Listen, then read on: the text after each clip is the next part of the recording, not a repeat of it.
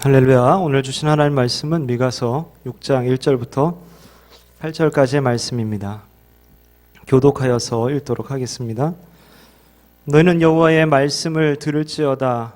내게 이르시기를 너는 일어나서 산 앞에서 쟁변하여 작은 산으로 내 목소리를 듣게 하라 하셨나니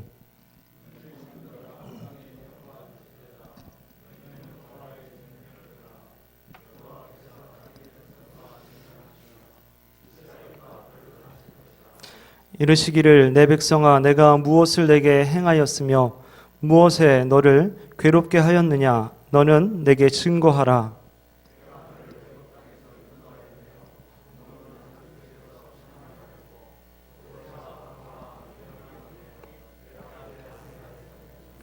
내 백성아 너는 모압 왕 발락의 꾀한 것과 보올의 아들 발람이 그에게 대답한 것을 추억하며 시딤에서부터 길갈까지의 일을 추억하라. 그리하면 나 여호와의 의롭게 행한 것을 알리라 하실 것이니라.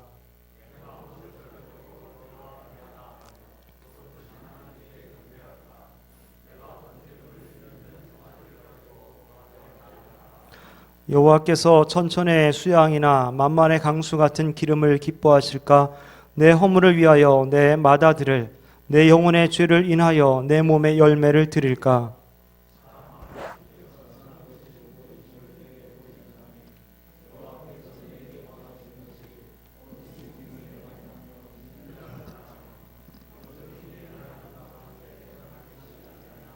아멘. 최근에 뉴스를 보면서 참 특이한 일도 많이 있다 이런 생각을 하게 되었습니다. 여러분도 아마 많이 봐서 아실 것 같은데 구미에서 3세 여아의 시신이 지난달 10일에 발견된 것이죠. 당초 외할머니가 신고를 했고 딸이 손녀를 죽인 것으로 수사가 진행되는 것 같았습니다. 근데 국과수에서 DNA 검사를 하면서 반전이 이제 나타나게 되는데 외할머니가 침몰을 하는 것이죠. 그래서 딸하고 죽은 아이가 자매지간이었다 이렇게 이제 결과가 나온 것이죠. 하지만 딸은 죽은 아이를 자신의 아이라고 생각하면서 그렇게 키우고 있었던 것이고 또 희한한 것은 아버지가 누구인지 찾을 수 없다라는 것이죠. 친모로 밝혀진 외할머니 주변의 남자들의 DNA를 검사해 봐도 아버지가 누군지 나오지 않고 있다는 것입니다. 그리고 외할머니는 끝까지 자신의 아이가 아니라고 그렇게 이제 말하고 있죠. DNA 조사를 4번이나 하고 거짓말 탐지기에서도 거짓말로 드러났는데도 끝까지 자신의 말을 믿어달라고 그렇게 하고 있다고 합니다. 그 사건이 점점 미궁에 빠지게 되었는데 어떻게 결론이 날지 이 미스터리가 풀릴지도 궁금하지만 이 땅에서 이렇게 안타깝게 죽어가는 이들이 많다라는 그 사실에 또 한편으로 마음이 무겁기도 합니다. 또한 최근에 연쇄적으로 학폭에 대한 어떤 폭로들도 계속 이어지고 있는 것을 보게 됩니다. 학생 시절에 약자를 괴롭혔던 것이 이 발목을 잡아서 이제껏 쌓아 올린 모든 노력과 인기 등 이런 것들이 이제 무너지게 되는 것을 보게 됩니다. 약한 자들을 돕지 않고 보호하지 않고 오히려 약자를 괴롭히고 학대하고 죽이는 일들이 지금 이 나라에서 일어나고 있는 그런 일들인 것이죠. 이런 일들에 대해 하나님 원하시는 것은 무엇일까요? 미가 시대에서도 이런 일들이 많이 있었던 것 같습니다. 오늘 보면 미가서 6장의 말씀은 마치 법원에서 재판을 하는 그런 분위기입니다. 하나님이 이스라엘 백성들을 상대로 기소를 하십니다. 하나님이 재판관이 되시고 미가 선지자가 하나님 대신하여서 원고가 되었습니다. 그리고 피고석에는 이스라엘 백성들이 소환되었습니다. 증인석에는 이제까지 하나님과 이스라엘 백성들의 한 그 모든 일을 보았던 산들과 땅의 견고한 지대들이 채택이 되었습니다. 먼저 하나님께서 물으시죠. 너희들이 나를 멀리하는 이유가 뭐냐? 내가 너희를 괴롭게 했냐? 물어보십니다. 그러면서 이제 4절에 이제 변론하시기를 내가 너를 애굽 땅에서 인도하여 내어 종노릇하는 집에서 속량하였고 모세와 아론과 미리암을 보내서 내 앞에 행하게 하였었느니라. 내 백성아 너는 모압 왕 발락의 꾀한 것과 보레 아들 발람이 그에게 대답한 것을 추억하며 시팀에서부터 길갈까지의 일을 추억하라. 그리하면 나 여호와의 의롭게 행한 것을 알리라 하실 것이니라. 하나님께서는 역사적인 증거들을 제시하셨습니다. 이스라엘 백성들이 애굽에서 종살이할 때 그들을 해방시켜 주셨고, 그들에게 지도자가 없을 때 모세, 아론, 미리암, 여호수아 등 지도자를 세워 주셨습니다. 그리고 모압 땅에서 발락 왕의 위협을 받을 때 하나님은 그들을 이스라엘 백성들 또한 구원해 주셨습니다. 그들이 광야길에서 요단강을 건널 때에도 하나님께서는 그들과 함께하여서 그들을 보호하시고 인도하셨습니다. 이런 말씀들을 구제하시는 이유는 이스라엘은 결코 하나님을 원망하거나 멀리 피하거나 할 이유가 전혀 없다라는 것이죠. 이에 대해서 이스라엘은 자신의 죄에 대해서나 하나님 제시한 증거들에 대해서 할 말이 없습니다. 이의를 제기하지 못합니다. 그러나 이스라엘 백성들은 자신의 항변하듯이 이렇게 반응하죠. 내가 무엇을 가지고 이 앞에 나아가며 높으신 하나님께 경배할까? 내가 번제물 1년 된 송아지를 가지고 그 앞에 나아갈까? 여호와께서 천천의 수양이나 만만의 강수 같은 기름을 기뻐하실까? 내 허물을 위하여 내 마다들을 내 영혼의 죄를 인하여 내 몸에 열매를 드릴까? 이런 얘기죠. 저희도 최선 다했잖아요. 하나님 하란 대로 다 드렸잖아요. 혹시 재물이 적은가요? 혹시 더 많은 재물 드릴까요? 내 마다들이라도 드릴까요? 약간 이런 느낌이죠. 이런 재물 목록은 당시의 최고의 재물이었습니다. 하나님이 사람을 제물로 받으시지 않지만 당시 이방 종교들은 인신 제물을 최고의 제물로 삼았고 그들은 이것을 이제 알고 있었던 것이죠. 이스라엘이 이런 태도로 나온 것을 보면은 그들은 자신의 잘못을 제대로 파악하지 못하고 있다라는 것이죠. 그냥 의례적인 제사 행위를 통해서 죄를 해결하고 하나님을 기쁘시게 할 수 있다라고 생각한 것입니다. 그러나 하나님은 눈에 보이는 재물보다 하나님께 드리는 사랑과 정성을 더 귀하게 보시고 형식적인 재물보다 하나님 앞에 변화된 삶의 모습, 진정한 사랑과 헌신의 모습을 더 원하시는 분이십니다. 예를 들면 어느 부부가 있습니다. 부부가 있는데 남편이 아내 말고 이제 다른 여자에 한눈 팔다가 딱 걸린 거죠. 그러면 아내의 반응이 어떻겠습니까? 뭐 사람마다 다르겠죠. 뭐 죽일 듯이 바라보면 뭐 하여튼 난리가 나고 뭐 심각해진 뭐 헤어질지도 모르겠습니다만, 근데 남편이 자기가 잘못한 것을 인정하지 않고 아내한테 이렇게 말합니다. 자기야, 명품 가방 사줄까? 반지와 목걸이 선물해줄까? 차 하나 새로 뽑아줄까? 이렇다면 어떻습니까? 역시 우리 남편 최고야. 뭐 이렇게 했습니까? 너무 멋져. 내가 다 용서할게. 아마 그렇다면 그 아내는 남편을 사랑하는 것이 아니라 남편의 돈을 사랑하고 있는 것일지도 모릅니다. 이런 상황에서 아내가 남편에게 진정 원하는 것이 무엇입니까? 남편이 자신의 잘못을 인정하고 뉘우치고 용서를 구하는 것, 그거 아니겠습니까? 새롭게 변화되어 관계가 회복되기를 바라지 않겠습니까? 선물은 이제 그 다음에 오는 것이죠. 이스라엘 백성들이 마치 마음은 다른 곳에 있으면서 선물로 때우려고 하는 이 남편처럼 하나님을 지금 대하고 있다는 겁니다. 그러나 진정한 회개와 근본적인 삶의 변화 없는 그 제사 행위와 제물만으로는 하나님과의 깨어진 관계를 회복할 수 없는 것이죠. 미가와 동시대에 활동했던 이사야 선지자도 이렇게 말합니다. 여호와께서 말씀하시되 너희의 무수한 재물이 내게 무엇이 유익하뇨? 나는 수양의 번제와 살진 짐승의 기름에 배불렀고 나는 수송아지나 어린 양이나 수염소의 피를 기뻐하지 아니하노라. 너희가 내 앞에 보이러 오니 그것을 누가 너희에게 요구하였느뇨? 내 마당만 밟을 뿐이니라.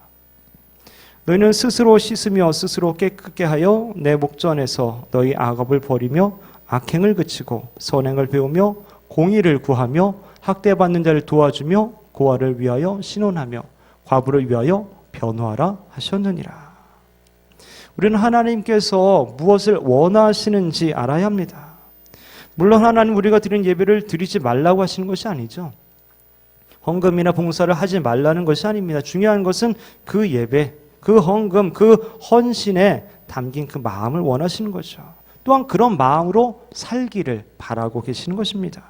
그저 예배 드렸으니, 헌금 드렸으니, 봉사했으니, 할 일 다 했다 끝. 내가 하나님 앞에서 의무를 다했으니 끝이라고 생각하고 일상의 삶 가운데 하나님과 전혀 상관없는 그런 삶을 사는 경우가 많이 있다는 거예요. 이렇게 되면 신앙생활은 하나의 일이 되는 것이죠. 그 신앙의 본질은 점점 사라져가고 껍질은 형식만 남게 됩니다. 만약 그런 사람들에게 뭔가 좀 잘못된 거 아닙니까? 이렇게 말하면 나 예배 참석했는데, 나 봉사했는데, 헌금도 드렸는데 뭘 도와야 돼? 이렇게 반문합니다. 그러나 우리의 일상과 멀어진 예배, 우리의 마음이 없는 그런 예물은 바른 것이 아니죠.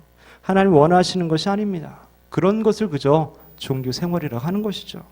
그 종교 생활을 통해서 하나님을 기쁘시게 해드릴 수는 없다라는 것입니다. 그렇다면 하나님 원하시는 것이 무엇이겠습니까? 첫 번째로 정의를 행하라고 하십니다. 오직 공의를 행하며 이렇게 나오죠. 이 공의, 정의란 말은 히브리어로 미쉬파트라는 말인데 재판에서 쓰여진 말이라고 합니다. 재판장이 공정하게 판결한 것을 두고 미쉬파트라고 이야기했다고 합니다. 즉 하나님 모시기에 하나님 백성들이 이 세상에서 정의롭고 정직하고 공의롭게 살기를 바라신다는 거예요. 그것은 곧 하나님과의 올바른 관계를 맺는 것을 말하고 있는 것이죠. 그리고 더 나아가서 사람들과의 관계에서도 옳고 바르게 살기를 바라고 있는 것입니다. 미가가 살던 시대의 남유다의 타락은 매우 심각했습니다. 사회 전반에 불의와 폭력이 가득했고 거짓과 무관심, 우상숭배와 인신매매, 사기꾼들로 가득했습니다. 강한 자들이 약한 자들을 압제하고 노동자들이 착취당하고 재판정은 부패와 타락으로 얼룩져 있었습니다. 그것을 바로 잡아야 하는 지도자들조차도 역시 죄에 빠져 있었습니다. 하나님께서 지도자들에게 권세를 주신 것은 바로 정의를 실천하기 위함이잖아요. 근데 그 당시에 그들은 도리어 그 권세로, 그 힘으로 정의를 무너뜨리고 자기와 이익을 위해서 착취했다는 것이죠.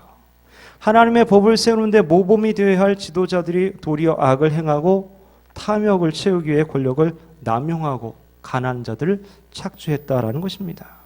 더구나 종교 지도자들마저 타락해서 거짓 예언을 하고 죄를 회개하는 것이 아니라 많은 재물을 드리기만 하면 모든 죄를 용서받고 하나님의 진노를 피할 수 있을 것이라 그렇게 착각하고 있었던 것이죠.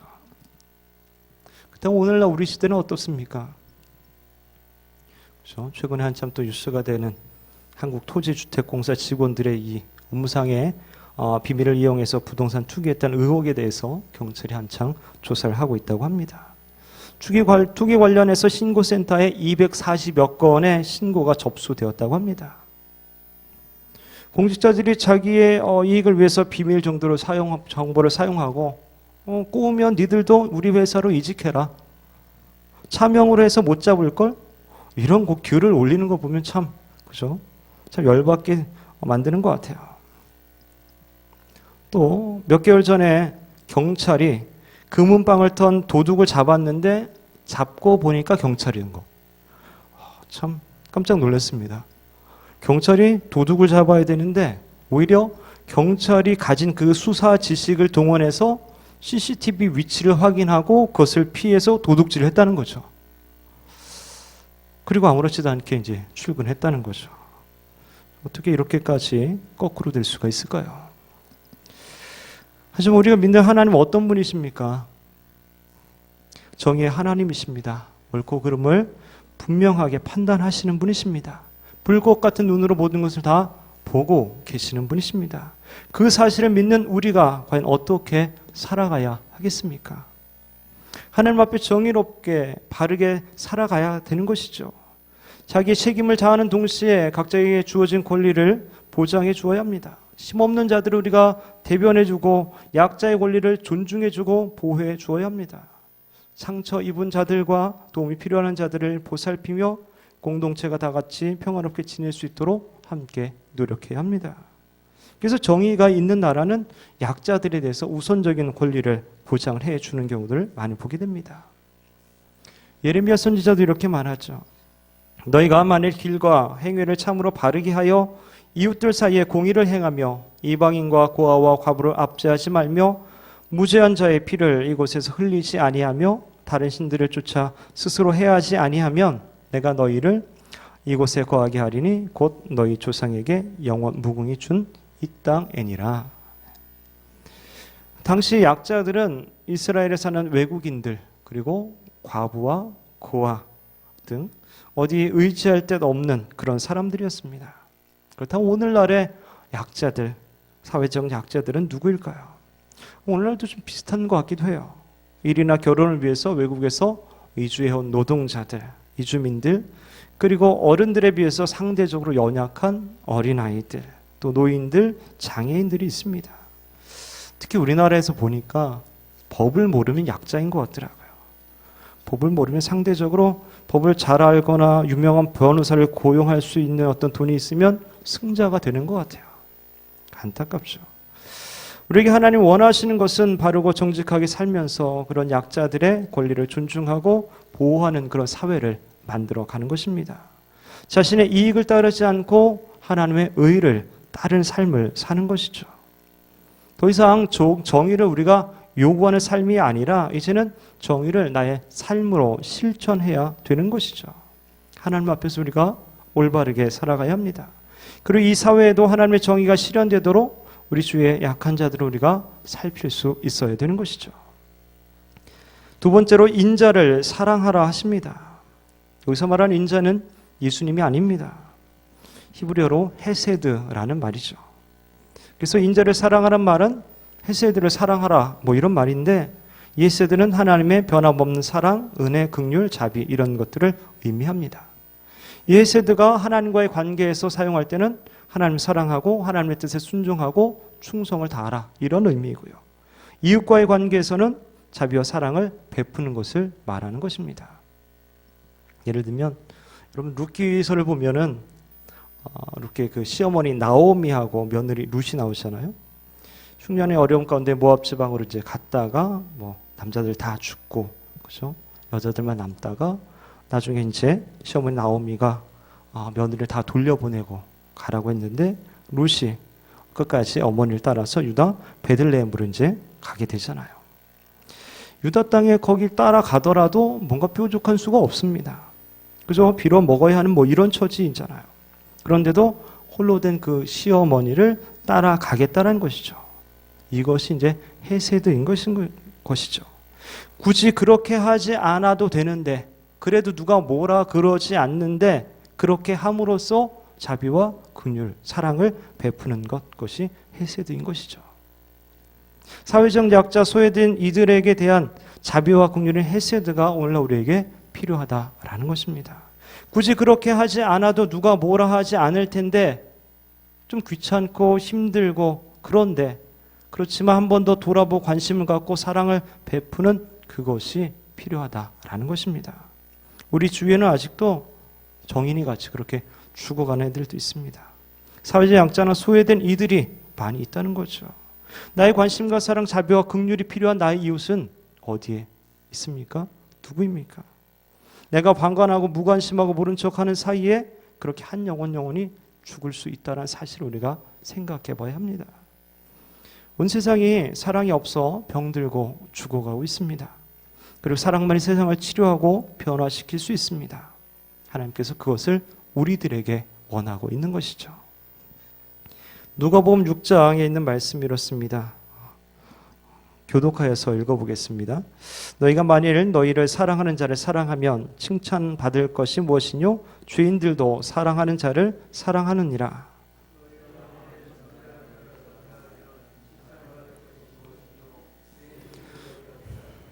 너희가 받기를 바라고 사람들에게 빌리면 칭찬받을 것이 무엇이뇨? 죄인들도 의수히 받고자 하여 죄인에게 빌리느니라.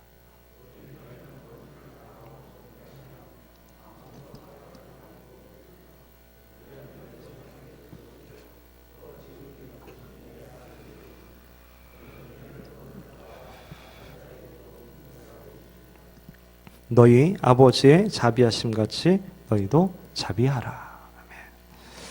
나와 잘 알거나 좀 편한 사이거나 잘해주는 사람만 사랑하고 자비를 베푸는 것이 아니라 잘 모르는 사람이나 불편한 사이거나 때론 나와 잘 맞지 않는 그런 사람에게도 헤세드를 베푸는 것이 필요합니다.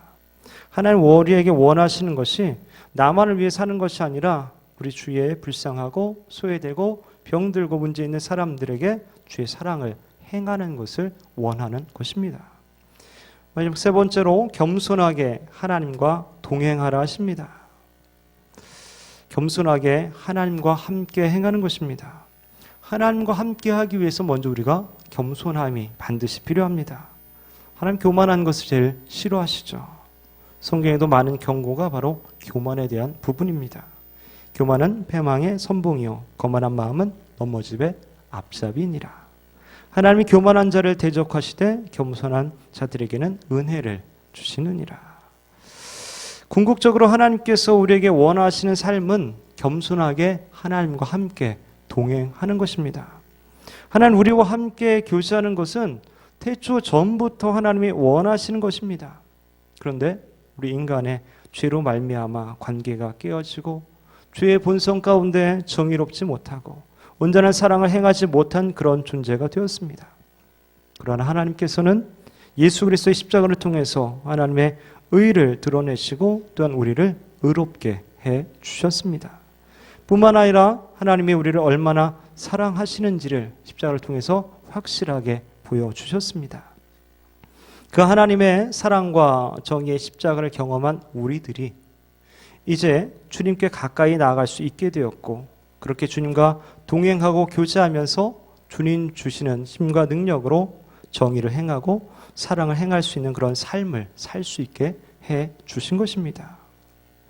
우리 힘과 능력으로 정의와 사랑을 행한다고 할 때 과연 우리가 어느 정도 얼만큼 어느 수준이나 할 수 있겠습니까? 하지만 우리가 겸손히 하나님과 동행할 때 비로소 하나님의 정의를 하나님의 사랑을 우리를 통해서 세상에 드러낼 수 있게 되는 것이죠. 우리 최대 관심사는 누구와 함께 걷느냐 이것이 되어야 합니다. 하나님과 함께 걸을 때 비로소 인간은 자신의 위치와 존재를 깨닫게 되고 하나님을 경외하게 되고 그 앞에 겸손히 순종하며 하나님이 원하시는 그 삶을 살 수 있게 되는 것이죠. 사랑하는 성도 여러분, 미가 선지자 당시에 이스라엘 백성들이 정의를 행하지도 않고 인자를 사랑하지도 않으면서 하나님께 제사를 드리고 하나님께 제물을 드렸습니다. 그리고 마치 해야 할 의무를 다한 것처럼 그렇게 살았습니다. 이스라엘 백성들은 번제, 송아지 수양 몇 천 마리를 통해서 하나님께 예배 드리는 것만 생각했습니다. 그러다 보니 삶과 예배가 분리되는 형상이 매우 강하게 나타나게 된 것이죠. 다시 말해 밖에서는 하나님 없는 것처럼 온갖 나쁜 짓을 하며 살다가 주일날 거룩한 척하고 헌금 많이 하고 봉사 많이 하면 하나님이 기뻐 받으실 줄 알았던 것입니다. 하지만 하나님은 그 예배를, 그 예물을 기뻐하시지 않습니다.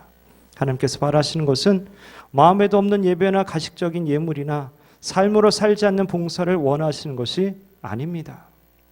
일상의 삶 속에서 정의를 행하고 사랑을 행하고 또 겸손하게 하나님과 동행하는 것을 원하고 요구하시는 것입니다.